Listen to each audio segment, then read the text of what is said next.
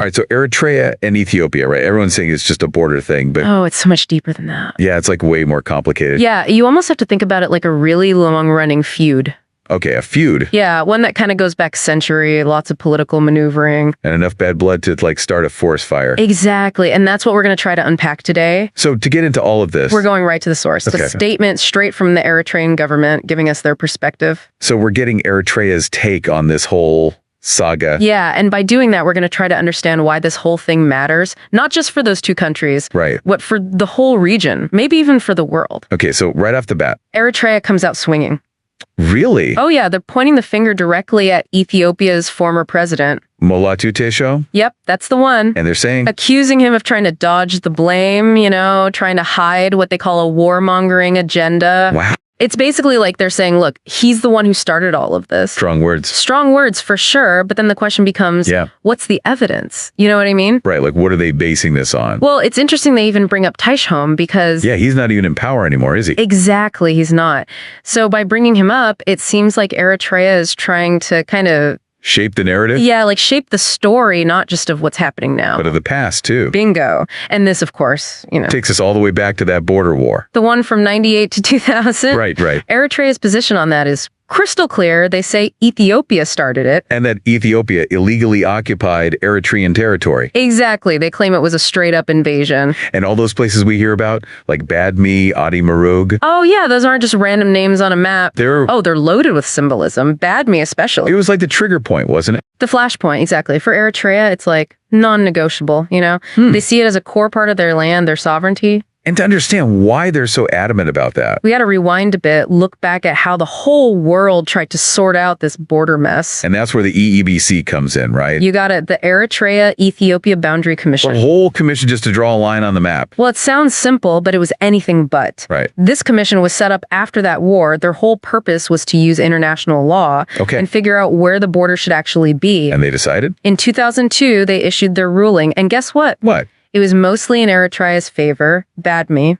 Yep, they said it belonged to Eritrea. But Ethiopia didn't just accept that, did they? Oh, there's the rub. Ethiopia initially rejected that ruling completely. And that just fueled the tension even more. Oh, for years. It was just simmering, waiting to boil over again. So you have this long period of just standoff, and then all of a sudden in 2018, A glimmer of hope.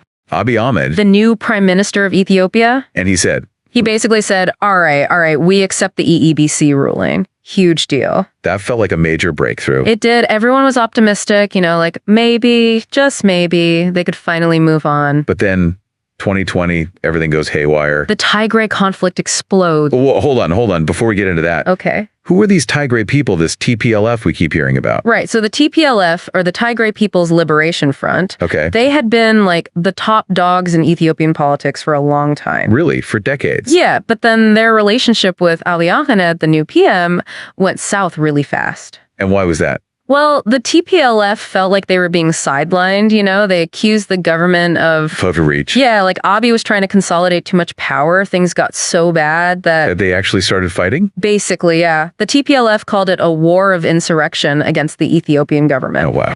So not just a little border skirmish, we're talking a full-on challenge to the government itself. Okay, war of insurrection. Got it. Yeah, heavy stuff. And then somehow Eritrea gets dragged into this Ethiopian mess. Right. So how did that happen? Yeah, why would they get involved in another country's internal fight? Well, Eritrea's story is they say they were asked by Ethiopia to come in. Like Ethiopia actually invited them. That's what they claim. They say they were providing refuge for Ethiopian troops who were running from the TPLF. Okay. They even suggest that the TPLF was actually planning to attack Eritrea too, so it was kind of like... Self-defense. Yeah, that's their argument. But couldn't you also see a different way? Go on. Like maybe this was a chance for Eritrea to pursue their own interests? I see what you're getting at. The Tigray conflict erupts and it's like opportunity knocks for Eritrea. That's definitely a possibility we need to consider. Right, because there are those accusations that Eritrea's role went way beyond just providing support. Exactly, that they had their own goals in mind all along. Well, it's tough to know for sure. I bet. When you're dealing with a war zone, separating truth from propaganda. Oh, that's almost impossible. Almost, yeah. So let's fast forward to where we are now. There's a peace agreement between Ethiopia and the Tigray forces. Right. Eritrea pulls out its troops. Supposedly. So case closed, right? Everyone goes home happy. Not so fast. What?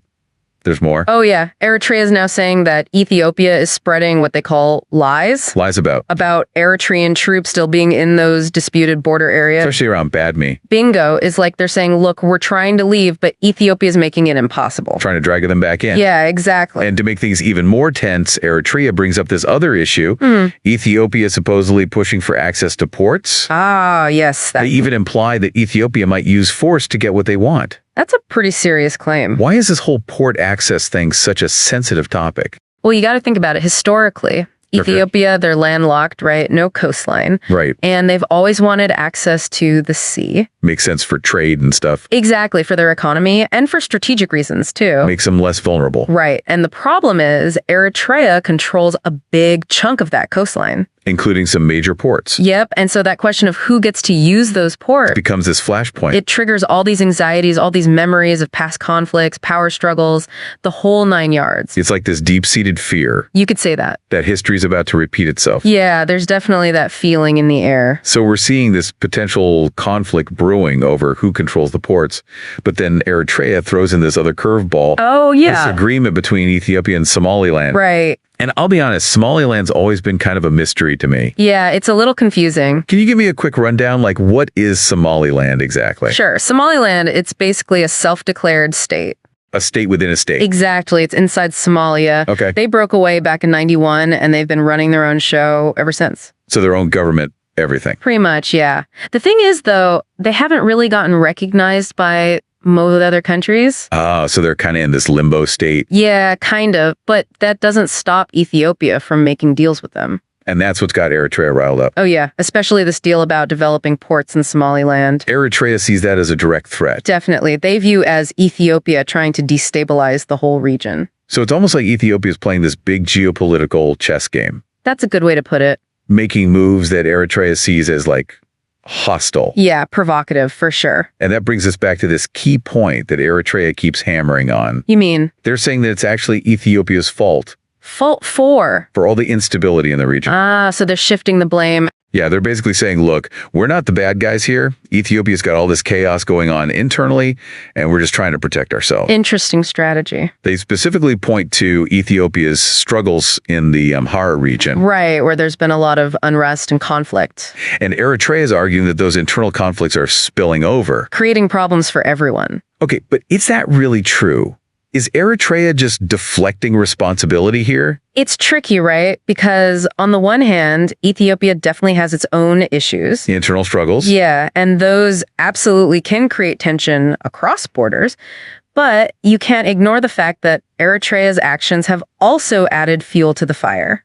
Especially with that whole Tigray conflict. Exactly. So it's probably a bit both, to be honest. It always is, isn't it? It usually is. Like everyone's trying to point the finger at someone else. Classic blame game. But we also got to remember, right, this statement from Eritrea, it's not just them explaining themselves. Good point. It's strategic, you know, or oh, yeah, it's definitely calculated. They're trying to influence things. Shape how the world sees them. Exactly. It's like a PR campaign. Homework relations, for sure. They're laying out their complaints, talking about all these perceived threats. And they're portraying themselves as the victims. Yeah.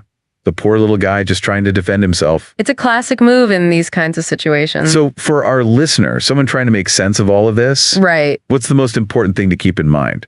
I'd say the key takeaway here is you got to be careful. Careful about just accepting everything you hear at face value. We can't just take Eritrea's word for it. Exactly. We got to look at the source. You know, think about their motivations, their potential biases. Like, what's their angle? Right.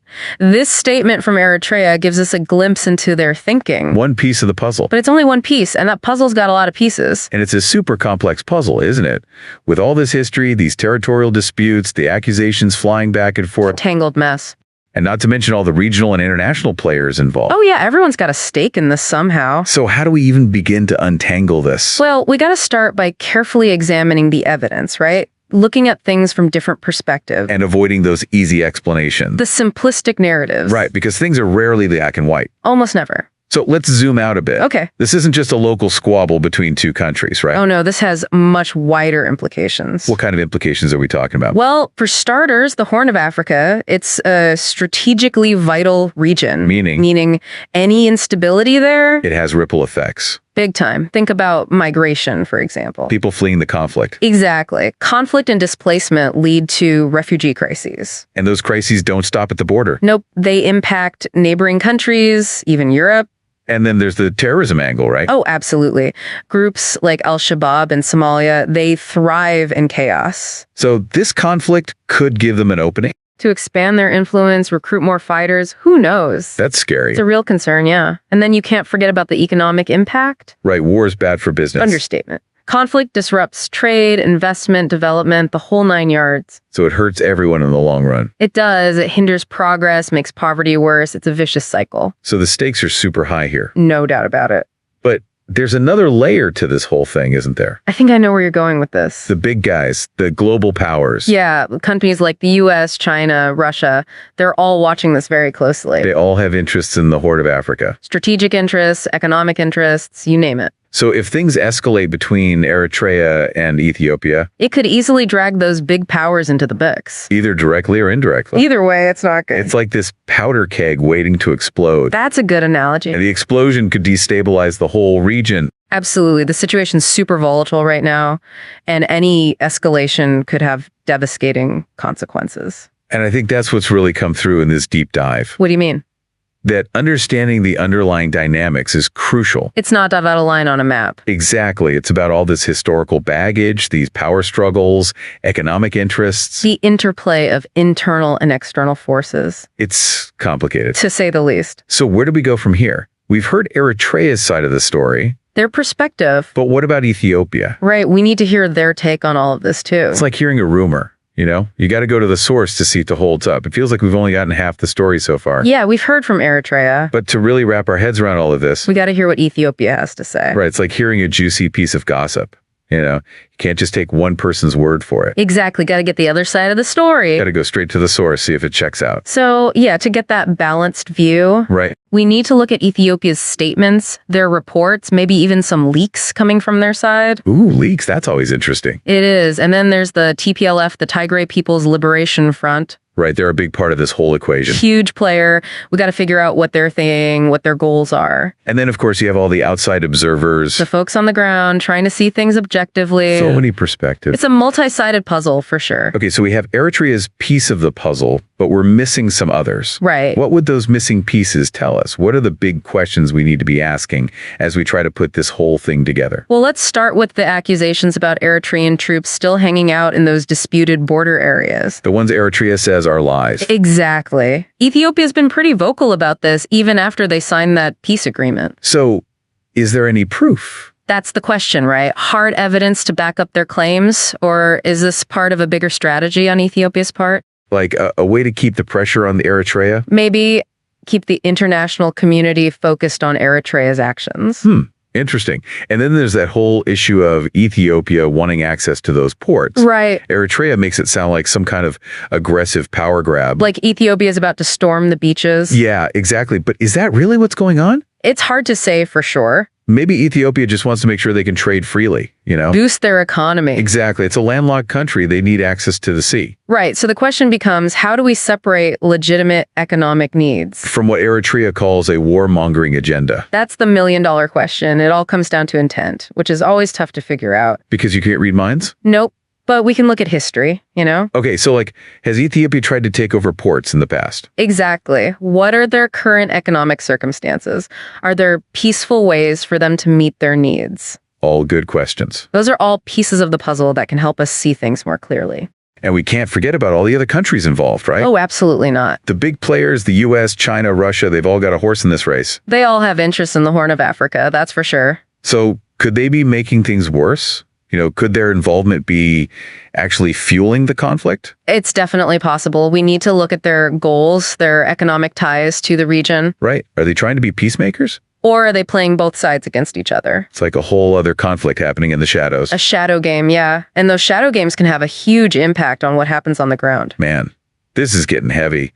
But even with all this geopolitical stuff swirling around, we can't forget about the people caught in the middle. Absolutely, the human cost. We're talking about thousands of people forced from their homes, families torn apart, and there have been all these reports of human rights abuses. On both sides. Yeah, it's easy to get caught up in all the high-level politics, but at the end of the day, it's people's lives that are at stake.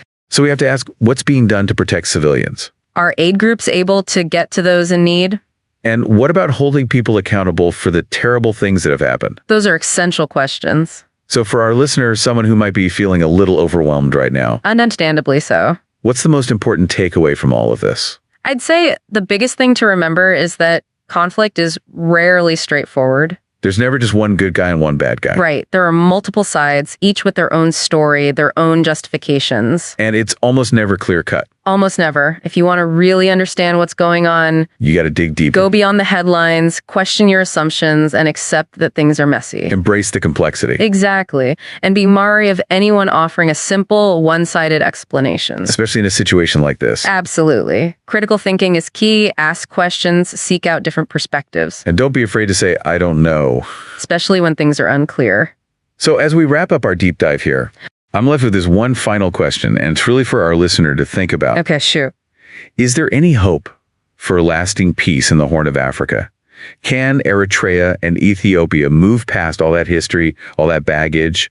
Or are we just going to see this cycle of conflict keep repeating itself? Tough question. And honestly, there's no easy answer. I figured. But here's something to think about. Peace isn't just the absence of fighting. It's more than that. It's about trust, cooperation, a willingness to address the root causes of the conflict. It takes work. It does. It takes time, effort, and a real commitment from all sides to find common ground, even when the past is full of pain and suspicion. So there's hope, but it's going to be a long road. It will, but it all starts with understanding, asking the right questions, seeing things from multiple perspectives. Which is what we've tried to do in this deep dive. Exactly. Keep learning, keep asking questions, keep striving for that deeper understanding. Well said. And to our listener, until